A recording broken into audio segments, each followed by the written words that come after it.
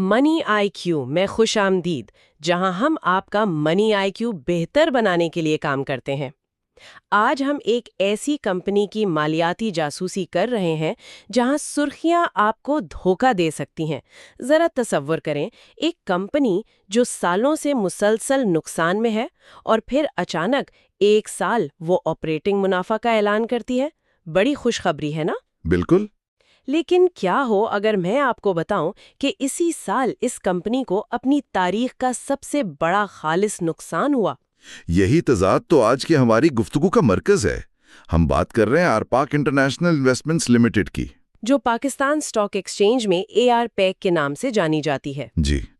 ہمارے پاس 2021 سے 2025 تک کے اس کے مالیاتی گوشوارے ہیں، اور آج ہم اسی گتھی کو سلجھائیں گے کہ کیسے ایک ظاہری کامیابی ایک بہت بڑی ناکامی کو چھپا سکتی ہے۔ بالکل۔ تو ہمارا مشن یہ سمجھنا ہے کہ آرپاک کی کارکردگی میں یہ ڈراماٹک اتار چڑھاؤ کیوں آئے اور ان نمبرز کے پیچھے کی اصل کہانی کیا ہے۔ آئیے اس کی گہرائی میں اترتے ہیں۔ سب سے پہلے یہ بتائیں کہ آرپاک انٹرنیشنل آخر ہے کیا؟ دیکھیں، آرپاک 1977 میں قائم ہوئی تھی۔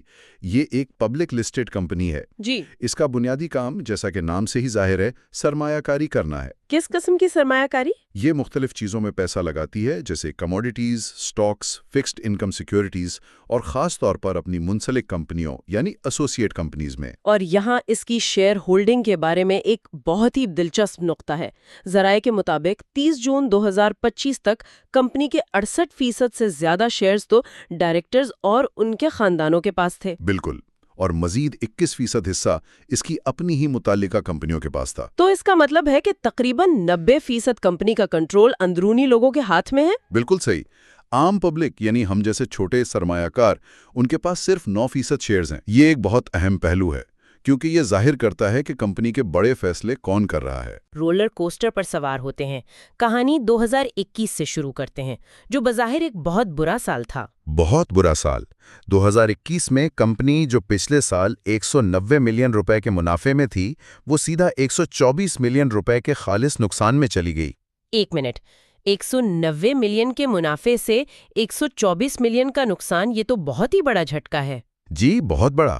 اس کی وجہ کیا بنی؟ آمدنی کا کیا ہوا؟ آمدنی 22% کم ہو کر صرف 13 ملین روپے رہ گئی تھی۔ اور اس کمی کی وجہ؟ اس کی ایک بڑی وجہ تھی اس وقت کی معاشی صورتحال۔ حکومت کی مانیٹری ایزنگ پالیسی چل رہی تھی۔ یعنی شرح سود کم کر دی گئی تھی؟ بالکل۔ اسٹیٹ بینک نے شرح سود کم کی ہوئی تھی، تو آرپاک نے اپنی ایک منسلک کمپنی کو جو قرض دیا تھا، اس پر ملنے والا مارک اپ یا سود بہت کم ہو گیا۔ اچھا، تو آمدنی کم ہو گئی، لیکن اخراجات کا کیا بنا؟ وہیں تو اصل مسئلہ شروع ہوا۔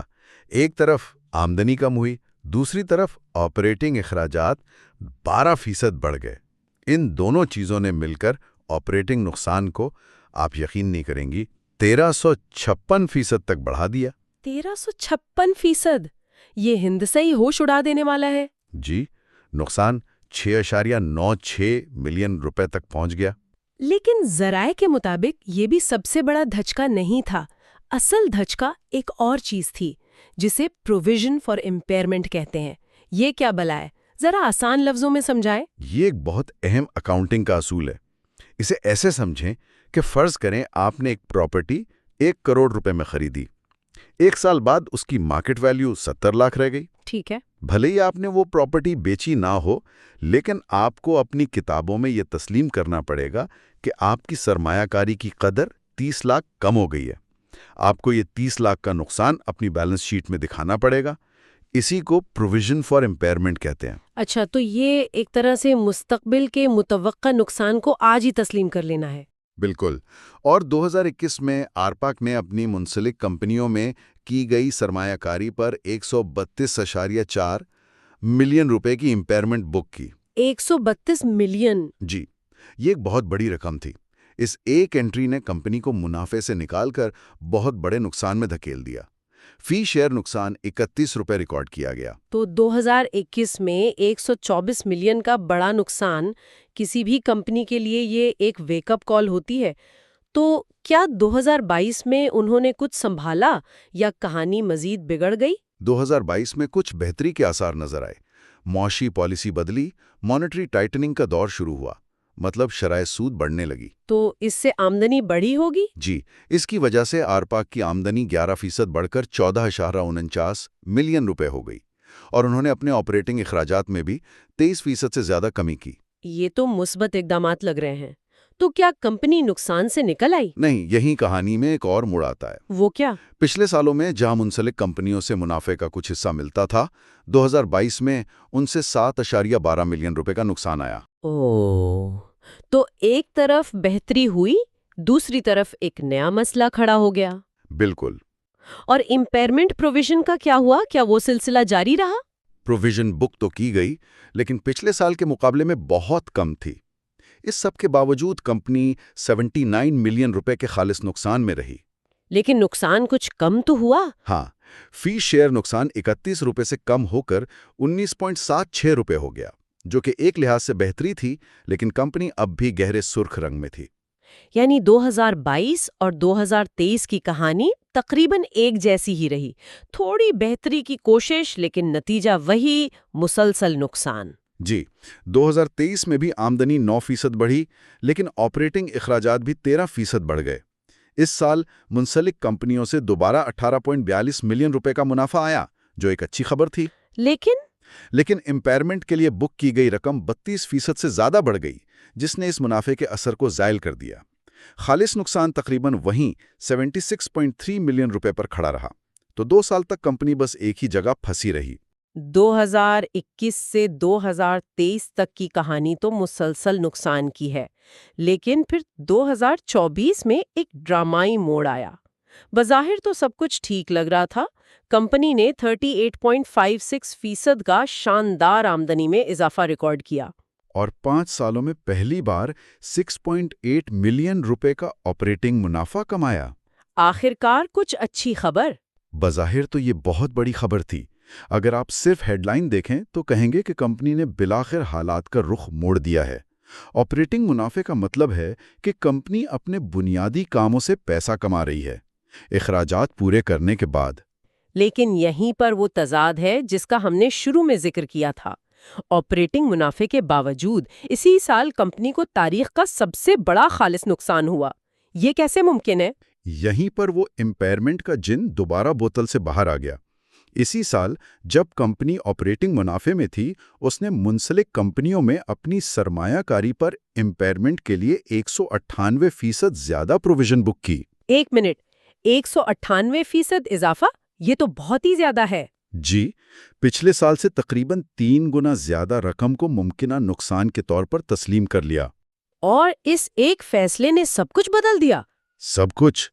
آپریٹنگ سطح پر جو 6.8 ملین کا چھوٹا سا منافع نظر آ رہا تھا، وہ نیچے آتے آتے 249.56 ملین روپے کے ریکارڈ توڑ خالص نقصان میں تبدیل ہو گیا۔ واہ، یہ تو ناقابل یقین ہے۔ فی شیئر نقصان کہاں پہنچ گیا؟ فی شیئر نقصان 62.39 روپے تک پہنچ گیا۔ مطلب آپ کہہ رہے ہیں کہ کمپنی کے روزمرہ کے کام کاج سے تو پیسے بچ رہے تھے، لیکن ان کی پرانی سرمایہ کاریوں کی قدر اتنی زیادہ گر گئی کہ اس نے تمام کامیابیوں پر پانی پھیر دیا۔ بالکل، اور یہ اس بات کی بہترین مثال ہے کہ ہمیں صرف آپریٹنگ کارکردگی کو دیکھ کر فیصلہ نہیں کرنا چاہیے۔ اصل کہانی اکثر دیگر آمدنی یا دیگر اخراجات کے خانوں میں چھپی ہوتی ہے۔ یہ واقعی آنکھیں کھول دینے والی بات ہے۔ تو 2024 کے اس بھاری نقصان کے بعد 2025 میں کیا ہوا؟ 2025 میں بھی چیلنجز برقرار رہے۔ آمدنی میں 46% کی بڑی کمی واقع ہوئی۔ اس بار کمی کی کیا وجہ تھی؟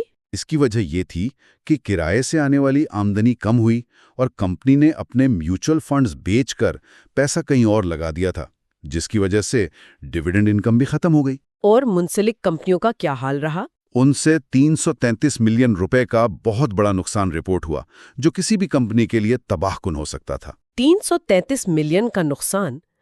تو پھر تو 2025 کا نقصان 2024 سے بھی کہیں زیادہ ہونا چاہیے تھا۔ ہونا تو یہی چاہیے تھا، لیکن یہاں ایک اور دلچسپ اکاؤنٹنگ انٹری ہوئی۔ اچھا، وہ کیا؟ کمپنی نے پہلے جو امپیئرمنٹ پروویژنز بک کی تھیں، ان میں سے 211.77 ملین روپے کی پروویژن کو ریورس کر دیا۔ ایک سیکنڈ، ریورس کر دیا؟ کیا اس کا مطلب یہ ہے کہ آپ کسی نقصان کو بس انڈو کر سکتے ہیں، یہ تو اکاؤنٹنگ کا جادو لگتا ہے۔ جادو تو نہیں، لیکن یہ ایک اور اہم اکاؤنٹنگ اصول ہے۔ ریورسل کا مطلب ہے کہ جس سرمایہ کاری کی قدر آپ نے پہلے کم دکھائی تھی، شاید اب اس کی قدر کچھ بہتر ہو گئی ہے یا حالات بدل گئے ہیں، تو آپ اس تسلیم شدہ نقصان کے کچھ حصے کو واپس لے سکتے ہیں۔ اچھا، تو اس ریورسل نے 333 ملین کے نقصان کے اثر کو کم کر دیا؟ جی، کافی حد تک کم کر دیا۔ تو اس ریورسل کی وجہ سے حتمی نتیجہ کیا نکلا؟ نتیجہ یہ نکلا کہ خالص نقصان پچھلے سال کے مقابلے 50% کم ہو کر 125.25 ملین روپے رہا۔ یہ اب بھی ایک بہت بڑا نقصان ہے، لیکن 2024 کے مقابلے میں کم ہے۔ بالکل، یہ پھر سے ظاہر کرتا ہے کہ یہ پروویژنز اور ان کے ریورسلز کمپنی کے مالیاتی نتائج پر کتنا گہرا اور فوری اثر ڈال سکتے ہیں۔ یہ 5 سال کی کہانی تو ایک مکمل رولر کوسٹر رہی ہے۔ اب اگر ہم حالیہ کارکردگی اور مستقبل کی طرف دیکھیں تو کیا کوئی امید کی کرن نظر آتی ہے؟ ہمارے پاس مالی سال 2026 کی پہلی سہ ماہی کے اعداد و شمار بھی ہیں۔ بدقسمتی سے پہلی سہ ماہی یعنی 1QFY26 کے اعداد و شمار بھی کچھ حوصلہ افزا نہیں ہیں۔ آمدنی میں 13.85% کمی ہوئی، آپریٹنگ اخراجات 22% بڑھ گئے اور کمپنی ایک بار پھر آپریٹنگ نقصان میں چلی گئی۔ اور مجھے اندازہ ہے کہ وہی پرانی کہانی دہرائی گئی ہوگی کے لیے 59.53 ملین روپے کی ایک اور پروویژن بک کی گئی ہے۔ اس کی وجہ سے صرف پہلی سہ ماہی میں خالص نقصان 72% بڑھ کر 87.94 ملین روپے ہو گیا۔ تو اس ساری معلومات کی بنیاد پر اگر آپ کو خلاصہ کرنا ہو تو آرپاک کے مسلسل نقصانات کی جڑ کیا ہے؟ دیکھیں، ان نمبرز کا واضح خلاصہ یہ ہے کہ آرپاک کے مسلسل نقصانات کی 2 بنیادی اور بار بار آنے والی وجوہات ہیں۔ وہ کیا ہیں؟ پہلی، اس کی منسلک کمپنیوں کی خراب کارکردگی جہاں سے مسلسل نقصان آ رہا ہے، اور دوسری انہی سرمایہ کاریوں پر بار بار بھاری امپیئرمنٹ پروویژنز کا بک کیا جانا۔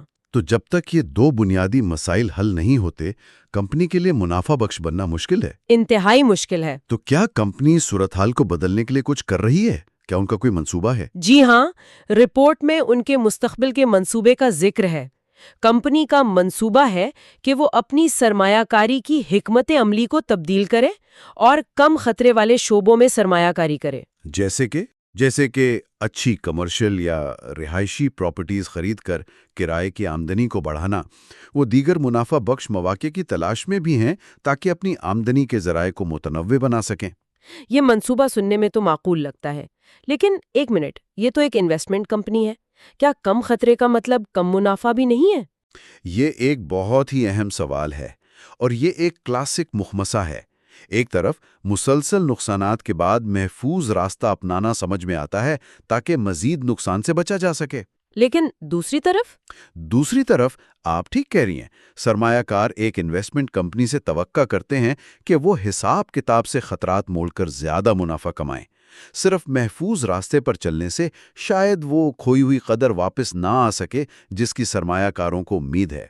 تو آج کے اس جائزے سے یہ بالکل واضح ہو جاتا ہے کہ کسی کمپنی کی مالی صحت جانچنے کے لیے صرف اوپری آمدنی یا آپریٹنگ منافع کا حصہ دیکھنا کتنا گمراہ کن ہو سکتا ہے۔ اصل کہانی تو بیلنس شیٹ کی گہرائیوں میں پروویژنز، منسلک کمپنیوں کی کارکردگی اور مینجمنٹ کے فیصلوں میں چھپی ہوتی ہے۔ بالکل، اور یہاں ہمارے سامعین کے لیے ایک سوچنے کی بات یہ ہے، کمپنی کا مستقبل کا منصوبہ کرائے کی آمدنی جیسے کم خطرے والے شعبوں پر توجہ مرکوز کرنا ہے، لیکن سوال یہ پیدا ہوتا ہے کہ کیا صرف محفوظ راستے پر چلنا شیئر ہولڈرز کے لیے وہ قیمت پیدا کر سکے گا جس کی وہ توقع کر رہے ہیں، خاص طور پر جب ان کی بنیادی اور بڑی سرمایہ کاریاں بدستور غیر یقینی کا شکار ہوں؟ کیا یہ حکمت عملی بیماری کا علاج ہے یا صرف علامات کو کم کرنے کی ایک کوشش؟ یہ دیکھنا ہوگا کہ یہ نئی سمت آرپاک کو کہاں لے کر جاتی ہے۔ مستقبل کی اپڈیٹس کے لیے فالو کرنے کی خاطر بیل آئیکن دبائیں اور ہمارے چینل کو لائک اور سبسکرائب کریں۔ Like and subscribe.